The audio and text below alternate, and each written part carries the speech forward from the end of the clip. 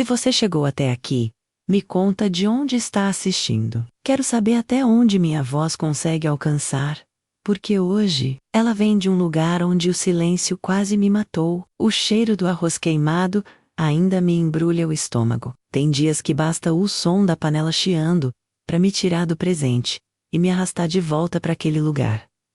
Naquele tempo, eu não tinha nome, pelo menos, não um que alguém dissesse com carinho. Tinha 6 anos, mas já entendia o que era fome, o que era medo, o que era perder. O que eu ainda não sabia é que seria deixada para trás. Era 1984 em Benguela, Angola, as bombas faziam a terra tremer mais que trovões. Eu dormia no chão de barro, com os joelhos encolhidos e o ouvido grudado nas batidas do coração da minha mãe. Ela cheirava a poeira, suor e desespero. Meu pai, eu não lembrava mais do rosto dele. Disseram que ele foi levado num caminhão de soldados e nunca voltou. Mas a mamãe, ela era o que me restava de mundo. Ela costurava roupas para vender na beira da estrada, um pano por um punhado de farinha, um botão por um ovo. Se tivesse sorte, eu a seguia em silêncio. Sabia que não podia pedir nada, nem chorar. Os homens de farda não gostavam de barulho. Um dia, ela voltou para casa com um olhar que eu nunca tinha visto. Não disse nada, só me abraçou e chorou tanto que achei que fosse desmanchar. Naquela noite, ela me deu um banho demorado, como se estivesse me lavando pela última vez. Prendeu meu cabelo com um pedaço de fita azul e me vestiu com um vestido florido que eu nem lembrava que existia. Dormi no colo dela, ouvindo as batidas do coração aceleradas e o som de sua respiração cortada. Acordei com a luz do sol batendo no rosto, e 3 palavras que me assombram até hoje. Você vai viajar. Fui colocada no banco traseiro de uma caminhonete velha. O homem que dirigia era branco, com sotaque estranho. Tinha os olhos gelados.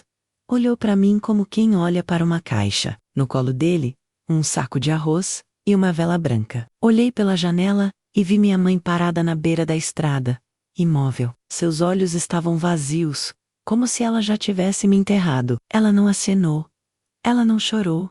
Ela só virou as costas. A estrada era longa e empoeirada. Os outros 2 meninos que iam comigo pareciam ainda menores. Um deles tremia sem parar.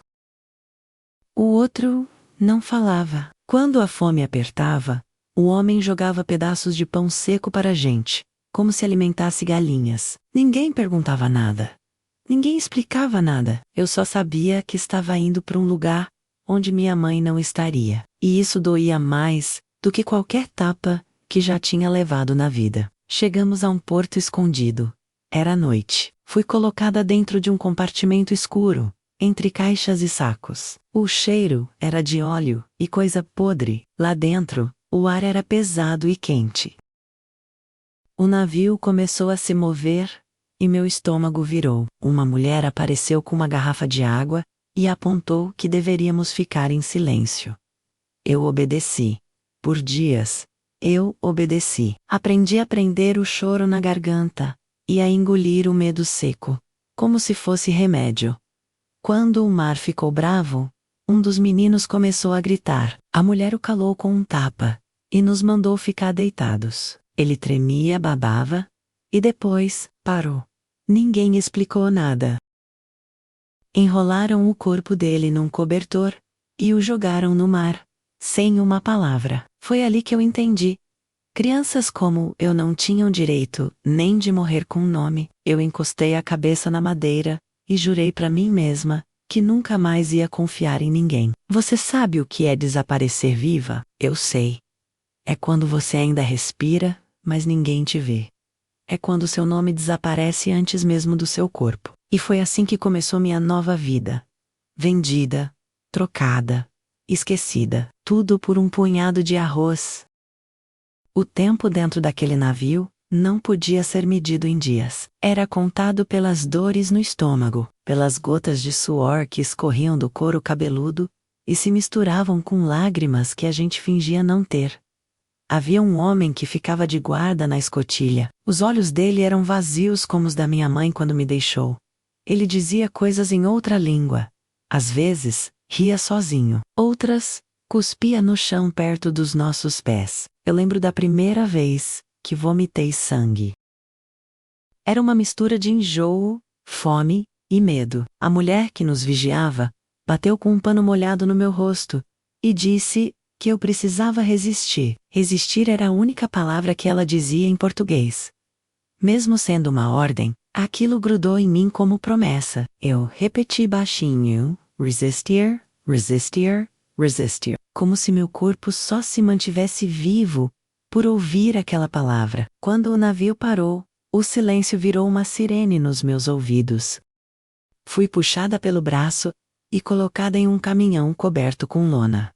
O ar era quente e úmido. Eu queria gritar, mas minha voz parecia presa em alguma parte do estômago. O caminhão rodou por muito tempo. Quando a lona foi retirada, eu vi algo que nunca tinha visto.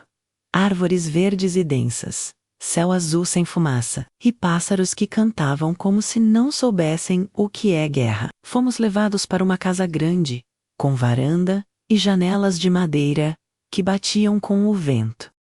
Parecia bonita por fora, mas tinha um cheiro estranho, de mofo e medo velho. Homem alto, com barba branca e botas pesadas, nos observava com mãos cruzadas nas costas. Esse é o Senhor Humberto. Ouvi alguém dizer. Ele apontou para mim e falou com voz grossa. Essa vai para a cozinha. A cozinha era escura, abafada, com fogão a lenha e paredes encardidas. Me deram um balde e disseram: limpe tudo. Não perguntei como, nem por onde começar. Simplesmente obedeci. Era isso que eu fazia desde que deixei Benguela Obedência para continuar Biba. A cozinheira me olhou com desprezo e disse que eu fedia a África. Eu nem sabia que cheiro era esse, mas entendi que ali, qualquer coisa em mim, era motivo para humilhação. Nas primeiras noites, dormi num quartinho no fundo da casa, sem janela, com um colchão murcho e cobertor furado. As paredes eram finas, e eu ouvia gritos vindos do andar de cima. Não entendi se era raiva ou prazer, só sei que o som me fazia tremer. E eu me encolhia, abraçando meus joelhos, lembrando do colo da minha mãe. Mesmo que aquele abraço tivesse me deixado tão sozinha, o trabalho era o mesmo todos os dias: lavar, esfregar, carregar baldes, alimentar porcos, limpar o que nem deveria existir. Certa vez, escorreguei na lama e derrubei um balde de água suja. Levei um tapa, que me fez ver estrelas. O Senhor Humberto me olhou e disse: da próxima, vai dormir com os porcos. Eu não chorei, já não chorava mais. A dor física era o menor dos meus males. Dona Lodalena, a esposa dele, fingia que eu não existia. Passava por mim como se eu fosse um móvel quebrado. Às vezes, me mandava buscar coisas no porão e fechava a porta devagar, como quem deseja que você fique presa ali. Nessas horas eu fechava os olhos e imaginava que estava no quintal da minha casa, vendo minha mãe costurar sob a sombra da mangueira. Essa lembrança era tudo que me restava de humanidade. Um dia, ouvi outra menina chorando atrás da casa. Era nova, tinha olhos assustados e mãos feridas. Ela me disse que também tinha vindo de longe, mas não lembrava de onde. Falava pouco, tinha medo até das palavras. Ficamos amigas em silêncio. Às vezes nos sentávamos juntas no chão da lavanderia e dividíamos pedaços de mandioca mal cozida. Nunca soubemos o nome uma da outra. Éramos só duas sombras tentando não desaparecer. Naquela fazenda, eu virei uma coisa. Um corpo que limpa, obedece e não questiona. Ninguém me chamava pelo nome. Quando o sol nascia, começava o castigo. Quando a lua aparecia, eu agradecia por ter sobrevivido mais um dia. Não havia esperança. Não havia futuro. Apenas a certeza de que ninguém viria me procurar. Mas é aqui que minha história começa a mudar. Porque mesmo no chão mais escuro, uma semente pode germinar. Continue comigo até o fim. O que vem a seguir é difícil de acreditar. A primeira vez que ele entrou no meu quarto foi numa noite sem lua. Eu já dormia, ou tentava, quando ouvi a porta abrir devagar. O rangido da madeira me congelou. Fingi estar dormindo. Senti a presença dele se aproximar. O cheiro de álcool. O som dos passos pesados. Ele se ajoelhou ao lado do colchão e disse meu nome. Aquele nome que eu nem lembrava, que alguém ainda sabia. Ele disse que eu era bonita, que parecia uma bonequinha, que estava crescendo e precisava entender como agradar um homem. Minhas mãos tremiam. Meu corpo inteiro se recusava a obedecer. Quando ele tocou meu rosto, fechei os olhos com força. Rezei em silêncio, pedindo para desaparecer. Não desapareci, só endureci. A partir daquela noite, minha vida virou um pesadelo sem fim. Ele vinha quando queria. Às vezes sorria, outras vezes chorava. Dizia que eu era dele, que ninguém sentiria a minha falta, e que, se eu abrisse a boca, ele me jogaria no mato, para os porcos comerem. E eu acreditei. Porque naquele lugar, ninguém escutava gritos. Durante o dia, eu continuava sendo a criada. Lavava, esfregava, servia à mesa. À noite, era outra coisa. Uma boneca quebrada, escondida no escuro. Com o passar do tempo, meu corpo começou a rejeitar a dor. Eu me distanciava de mim. Aprende a flutuar.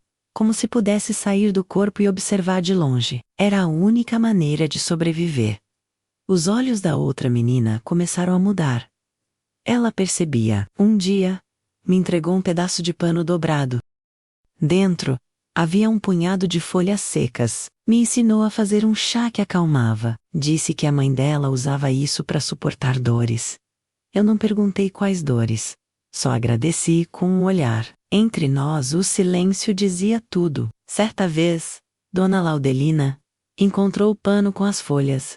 Perguntou de onde tirei aquilo. Eu disse que achei no quintal. Ela me puxou pelos cabelos, jogou no chão da cozinha e pisou na minha mão com um salto. Chamou-me de imunda, que eu estava trazendo pragas para dentro da casa dela. Fiquei com os dedos roxos por semanas. Não conseguia nem carregar a bacia com água direito. A dor física começou a se tornar rotina. Um corte aqui, um roxo ali. Os joelhos estavam sempre feridos, as costas sempre enrijecidas. A pior dor, no entanto, era outra.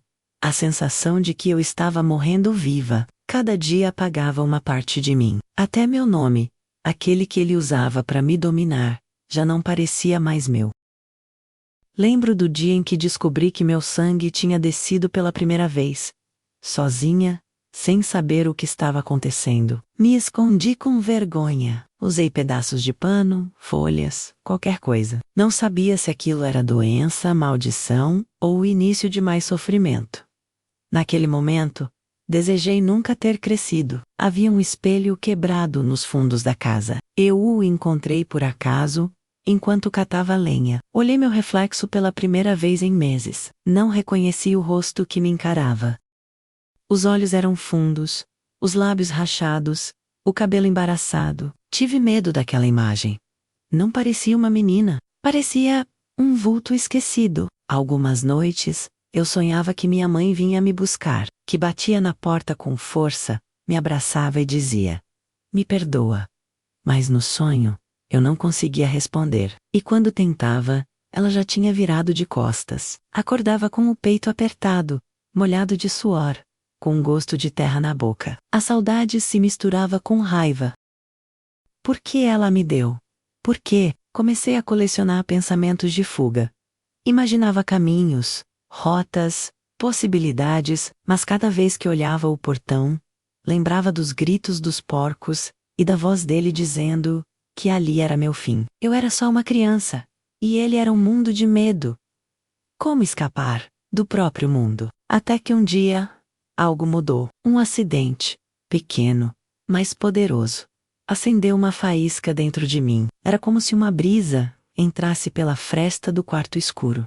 E pela primeira vez, eu pensei: talvez, só talvez, ainda haja uma saída. Se essa história tá mexendo com você, se em algum momento já te faltaram forças, curta esse vídeo agora. Talvez o próximo passo dessa jornada seja o que você mais precisa ouvir. Naquela manhã, chovia fino. A terra vermelha virava barro sob os meus pés.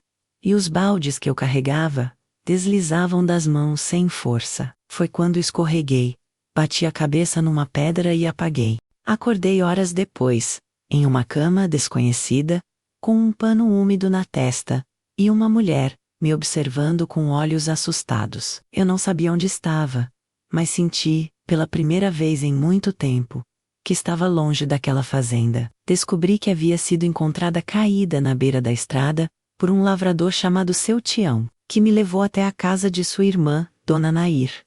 Ela era viúva, vivia sozinha, e apesar de desconfiada, decidiu cuidar de mim. Quando perguntei por que ela fez isso, ela respondeu: criança largada no barro, é coisa que só o diabo aplaude. Aquilo me fez sorrir pela primeira vez em anos. Meu corpo ainda doía, os hematomas coloriam meus braços como lembranças que eu não queria carregar.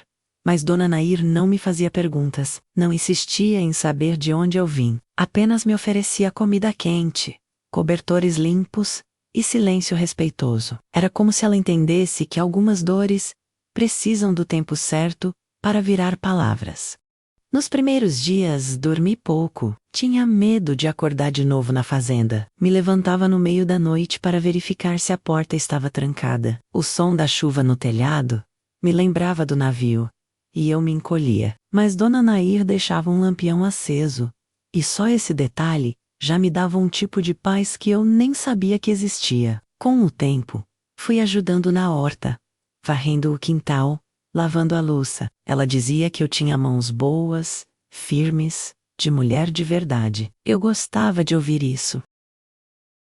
Me fazia sentir que eu era algo mais do que um corpo usado. A cada elogio, um pedaço de mim renascia. Era como costurar a alma com linha invisível, ponto por ponto. Certo dia, ela me deu um vestido azul. Disse que era da filha dela, que havia morrido pequena. Quando vesti, me olhei no espelho antigo da sala e vi alguém diferente. Não era mais a menina da fazenda, era uma menina de verdade, com cor, com nome, com um brilho nos olhos. Eu chorava e ria ao mesmo tempo.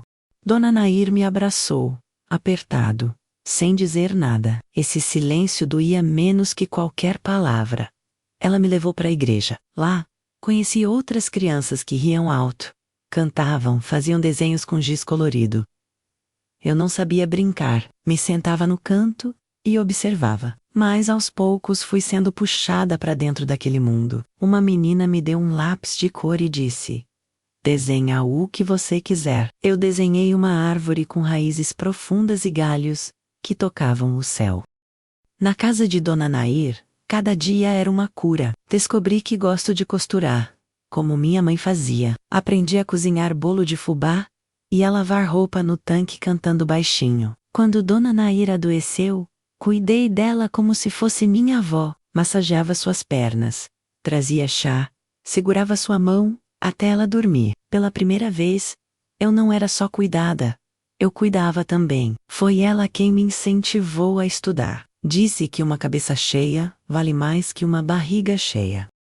Fui para a escola municipal com um caderno velho e o coração disparado. Me senti invisível no começo, mas uma professora, Dona Leila, me notou. Ela dizia que eu tinha olhos de quem sabe mais do que diz. Aquilo me dava força para voltar no dia seguinte. Cada palavra que eu aprendia era uma libertação. Cada frase que eu escrevia me afastava mais daquele passado sujo e escuro. Comecei a contar minha história no papel. No começo, com medo, depois, com raiva, e por fim, com coragem. Dona Nair lia, em silêncio, segurando as lágrimas. Um dia ela disse: menina, sua dor vai salvar muita gente ainda. Se você chegou até aqui, está sentindo algo que não sabe explicar, se inscreve no canal agora, porque o que vem a seguir é o que transforma a ferida em força. Dor em liberdade. Com o tempo, minha letra começou a se firmar no caderno, como se cada traço fosse uma cicatriz virando raiz. Comecei a escrever pequenos relatos para mim mesma, como se contar minha história fosse uma forma de controlar o que antes só me feria. Dona Nair lia tudo, e às vezes dizia: Menina, você tem uma alma que fala alto, mesmo quando cala. Na escola, enfrentei olhares, comentários, risos abafados. Eu era diferente. Minha cor, meu sotaque arranhado, o silêncio que me seguia. Mas resisti. Cada página virada, nos livros era um passo longe da senzala, onde me enterraram criança. A professora Dona Leila me emprestou um livro sobre escravidão no Brasil. Ali, entendi que eu não era exceção. Eu era parte de uma história que se repetia. Eu queria fazer mais, não bastava sobreviver.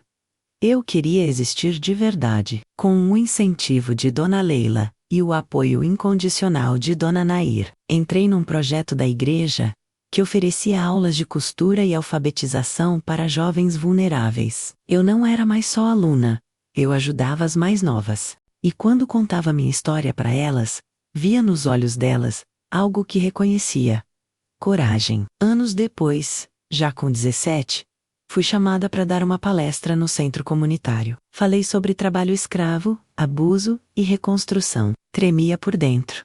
Mas falei. Ao final, uma mulher me abraçou e disse que meu relato tinha salvado a vida dela.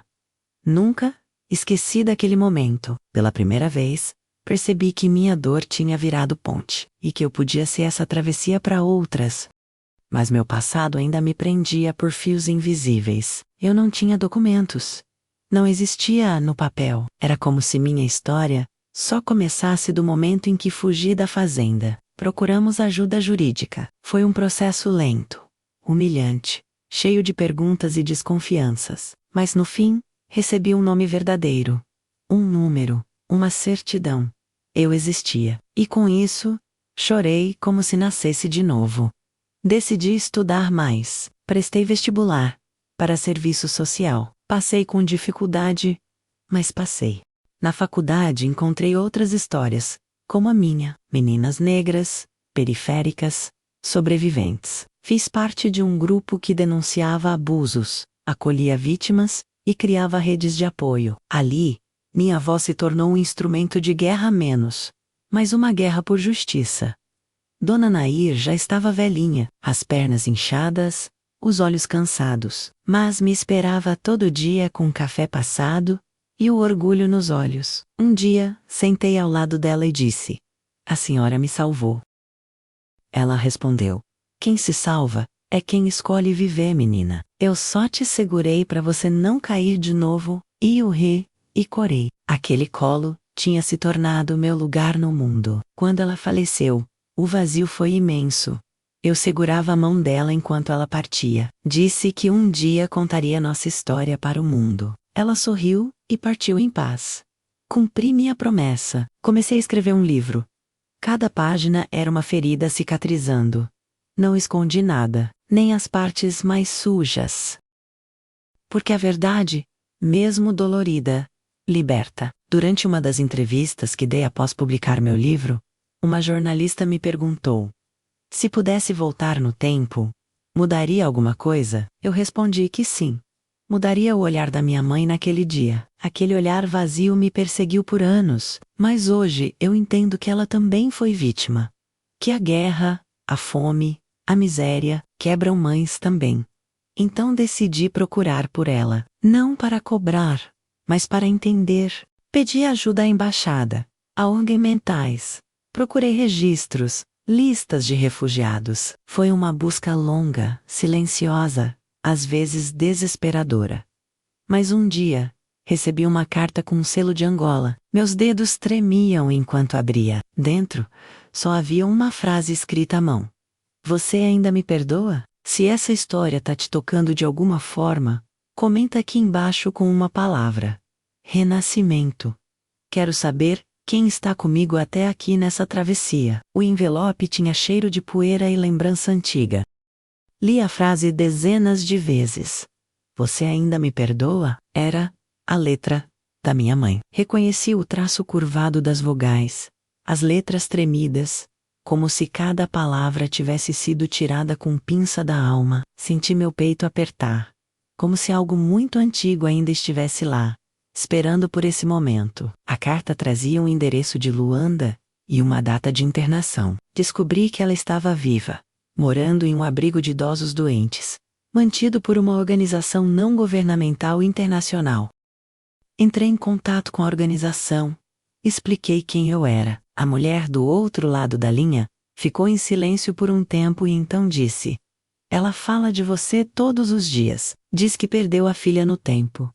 Decidi ir, não por raiva, não por vingança. Eu precisava olhar nos olhos dela e entender. Queria preencher esse buraco com alguma resposta, por mais dolorosa que fosse. Peguei o primeiro voo que consegui. Quando desci em solo angolano, meu corpo tremeu. Era como voltar à origem, mas sendo outra pessoa. Luanda era quente, barulhenta, viva, mas dentro do abrigo, tudo era silêncio e cheiro de medicação. Caminhei por um corredor estreito, até chegar a um quarto de parede descascada. Lá estava ela. Cabelos, grisalhos, pele enrugada, lenço florido, cobrindo a cabeça. Os olhos estavam fechados. Quando ouviu minha voz, se virou devagar. "Você voltou", disse ela, quase sem som. Eu me aproximei e segurei sua mão. Ela era tão pequena, frágil. Quase nada lembrava a mulher que me entregou em troca de arroz. Mas seus olhos, aqueles olhos estavam ali, como numa fotografia congelada. Fiquei em silêncio, mas ela começou a falar. "Eu não tinha escolha", sussurrou.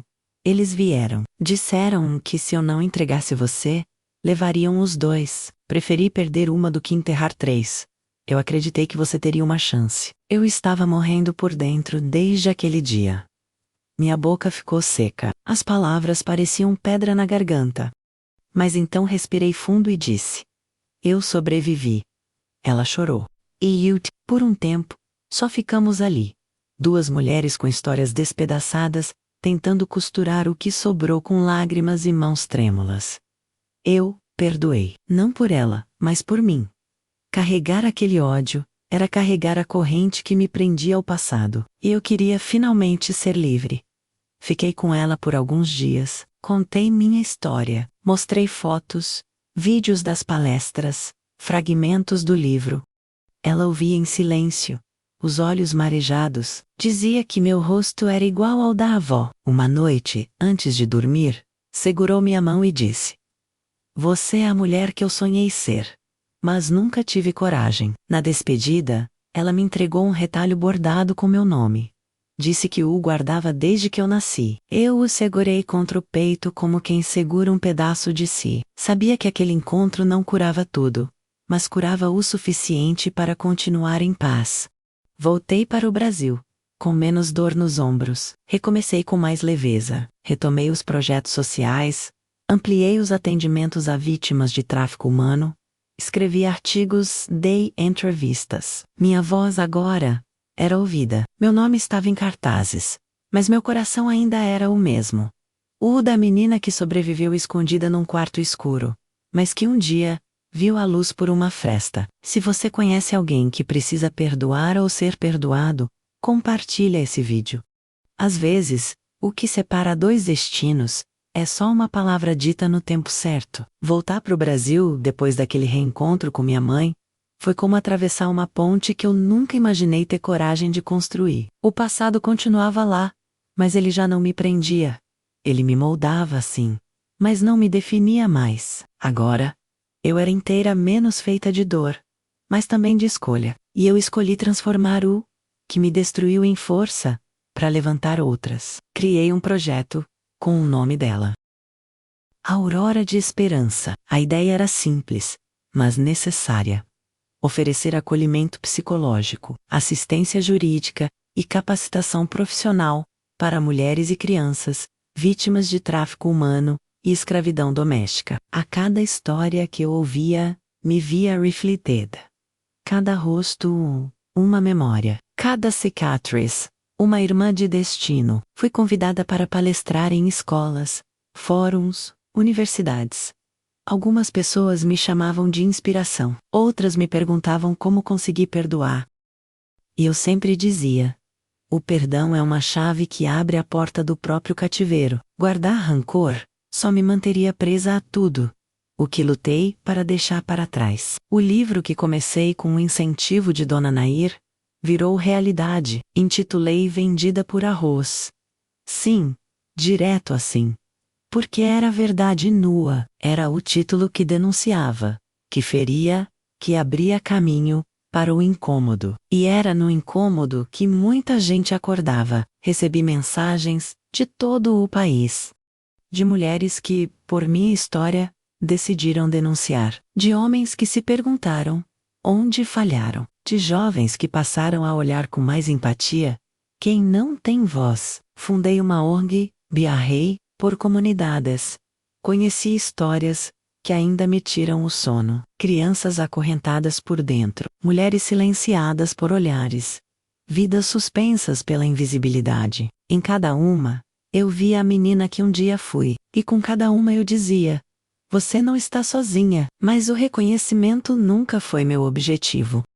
O que eu queria mesmo era quebrar o ciclo, fazer com que meninas como eu soubessem, desde cedo, que são dignas, que não nasceram para servir, calar ou desaparecer, que podem sonhar, falar, escolher. Hoje, vejo isso nos olhos delas, e é como plantar luz onde antes só havia breu. Recentemente, recebi o convite para fazer parte de uma comissão internacional de combate ao tráfico de pessoas. Sentei à mesa com autoridades, especialistas, diplomatas.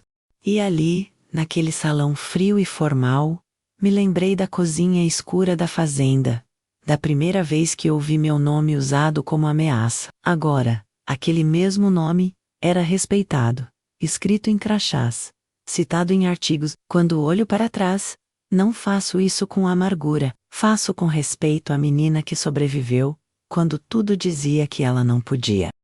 Faço com reverência as mãos que me acolheram, as do Dona Ner, as da professora, as da menina do chá, e até as da minha mãe menos cansadas, frágeis, mas que no fim me deixaram um legado sem querer. A vontade de romper o destino. Meu maior orgulho é ver outras mulheres ocupando espaços, levantando suas vozes, escrevendo suas próprias histórias. Às vezes me pego em silêncio observando. Sorrio e penso: minha história começou com uma troca injusta, mas termina como um presente. Hoje, quando sirvo arroz à mesa, respiro fundo. Aquele alimento que um dia custou minha infância agora alimenta vidas. É símbolo de renascimento. Não carrega mais culpa, mas propaci, porque a menina vendida por um punhado de arroz escolheu se tornar semente. Se essa história te tocou, me conta aqui nos comentários. Qual foi o momento que mais te emocionou? Sua voz pode ser a resposta que alguém precisa encontrar hoje.